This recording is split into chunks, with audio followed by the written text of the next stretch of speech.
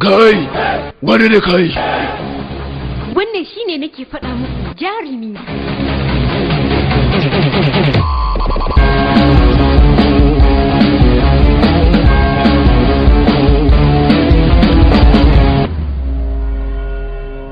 Shin zan iya yin magana da kai ta minti biyu?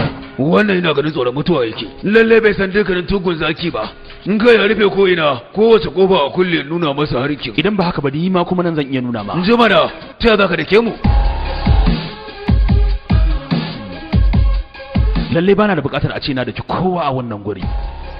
Amma idan ya zamto dole zan yi.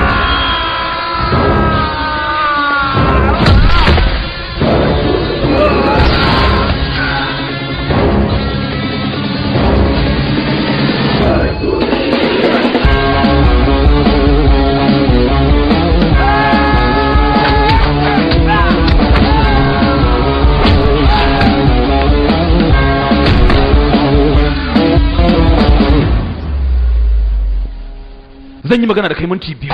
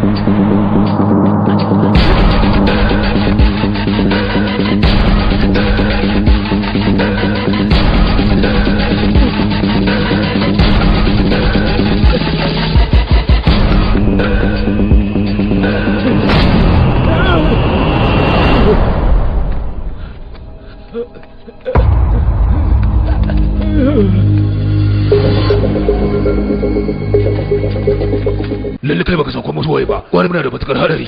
Ina faɗa maka ka saurare ni kawai kamar wannan gurin. Ina faɗa maka cewa idan har suka san cewa ka abin da ya kawo gare ni kai na zaka yi haifar min da damuwa. Dan Allah ina mai roƙon ka dan Allah ka tafi kawai je ka.